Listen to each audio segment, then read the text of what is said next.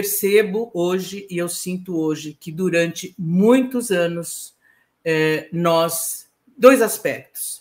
Nós não estudamos verdadeiramente o Espiritismo nas obras de Kardec para entender a proposta de Kardec e o que nos trazem os espíritos, não só a respeito da definição de espiritismo, como Juliana também trouxe, mas como das práticas nas reuniões espíritas.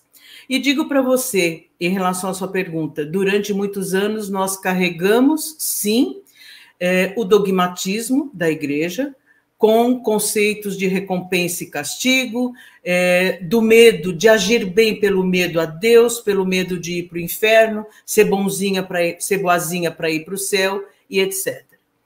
E somente com o estudo profundo da doutrina espírita, que inclusive o Instituto Revelare prima nas suas atividades, é que nós entendemos não só a conceituação do que é o espiritismo verdadeiro, nas obras de Kardec, como também as práticas das reuniões espíritas, muito diferentes e distantes a anos-luz do que Beto trouxe na pesquisa que foi feita em 2014. E aí, Beto, eu vou puxar um pouquinho, né, antes de nós começarmos, que o Brasil, sendo um país colonizado por portugueses que trouxeram o catolicismo já como herança, depois, pela vinda, né, dos africanos, infelizmente, na condição de escravos, que isso é uma mancha na história do Brasil, as religiões de matriz africana.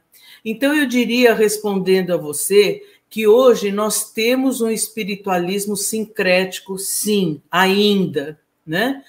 Até por conta do que você nos trouxe do resultado da pesquisa que foi feita na Federação Espírita de Pernambuco. Mas também em relação ao que nós agregamos durante muitos anos, entretanto, temos ainda, e sim, grupos espíritas, talvez poucos, mas que adotaram realmente a proposta do espiritismo na sua essência, na sua verdade, nos seus princípios, né? E também na prática de grupos de estudos. Porque quando nós vamos analisar a proposta de Kardec, tanto no livro que é o Espiritismo, como nas instruções práticas, né? Como também no livro Céu e Inferno, e também na Gênese, e no livro Nem Céu nem Inferno, nós vamos ver que o Espiritismo, como uma ciência filosófica de consequências morais, ele traz fundamentalmente nas práticas espíritas o estudo científico do Espiritismo. Então, Kardec propunha dois tipos, né? Vamos dizer, de reuniões de estudo científico do Espiritismo, pessoas que se reunissem com o objetivo de estudar o Espiritismo, o que hoje, de uns 4 anos para cá, nós retomamos. Juliana está à frente de alguns grupos, Laurinha e Beto também no Instituto Revelare, e nós também em outros grupos e no canal Unidade Espírita. Então, o grupo de estudos, cuja finalidade é estudar o Espiritismo do ponto de vista filosófico e científico. E o outro grupo são as reuniões espíritas, com o objetivo de evocar os espíritos, com o único e exclusivo objetivo de instrução e ensinamento.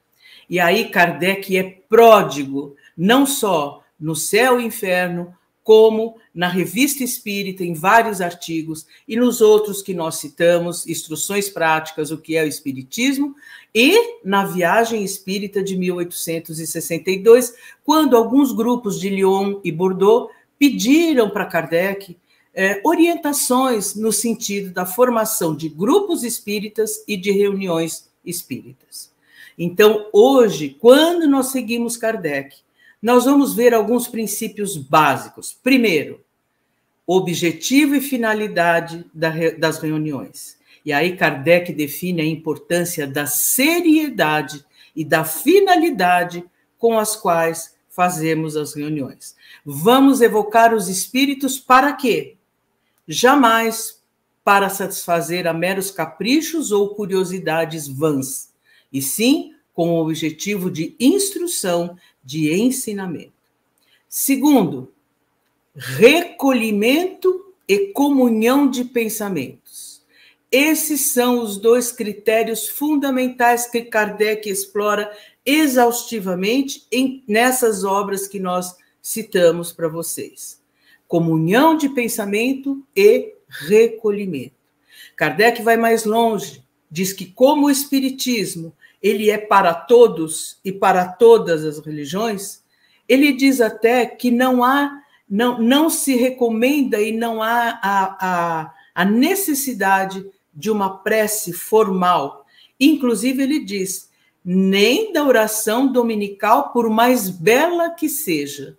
E ele complementa, por quê? Na medida em que eu coloco uma oração formal, né, e no caso a oração dominical, eu estou dando o mesmo direito a um muçulmano encostar a sua testa no chão para reverenciar a Alá. Então ele diz, quanto mais neutra for essa condução, no sentido de uma comunhão de pensamentos, né? Ele diz mais para frente que seria ridículo colocar para os integrantes de uma reunião a obrigação de se entoar hinos de louvor para que se pudesse fazer essa introdução. Não há necessidade disso. E Kardec, muitas vezes a gente encontra esse Kardec assertivo, firme, onde ele usa palavras que definem claramente a sua posição. Qualquer prática que se diz espírita, que envolve aromaterapia, cristaloterapia, fitoterapia, enfim, pode ser uma prática holística, espiritualista, mas não é espiritismo. Ah, mas as pessoas vão de branco. Não é espiritismo. Não se encontra nas obras de Kardec. Aliás, ele disse, eu estava lendo isso agora há pouco aqui, nenhum aparato, se eu não estiver enganada, na Viagem Espírita de 1862, mas ele também fala em instruções práticas. Não há necessidade de nenhum aparato externo. Portanto, qualquer prática que inclua outros aparatos, além de recolhimento, se é que se pode chamar, porque não é um aparato, é um estado do espírito, e recolhimento e comunhão de pensamento, não condiz com a doutrina espírita, portanto, não é espiritismo. Ah, mas nós estudamos os chakras, não é espiritismo. Kardec não fala em chakra. Kardec não fala em centros de força. Ah, mas nós damos o passe magnético para todo mundo. O passe magnético, segundo Mesmer e Thaís Juliana, para depois poder, é aplicado a pessoas que estão gravemente doentes, porque ele tem uma finalidade. Ele é o conjunto da vontade do magnetizador com a vontade do paciente, unido ao perispírito de ambos para promover a cura. Então, só para finalizar, tudo o que é externo ao recolhimento e à comunhão de pensamento não é espiritismo. Todas as religiões ancestrais têm seus aparatos externos. Tem o sininho, tem incenso, a outra tem algo que agrega, enfim. O espiritismo não tem. O espiritismo, organizado por Kardec, trazido pelos espíritos, é uma ciência filosófica de consequências morais. Portanto, as reuniões espíritas, elas são muito mais voltadas para este sentido, né? Lembrando, reuniões de estudo com o sério propósito do estudo filosófico e científico do espiritismo e as práticas mediúnicas, reuniões para a evocação dos espíritos dentro de tudo isso que nós acabamos de falar. A teoria moral espírita, ela visa a nossa transformação moral para que nós possamos agir no coletivo, porque a nossa família, a nossa grande família é a humanidade. E a prática do bem, A prática da verdade, ela é para todos, para nos transformarmos primeiro e agirmos no coletivo.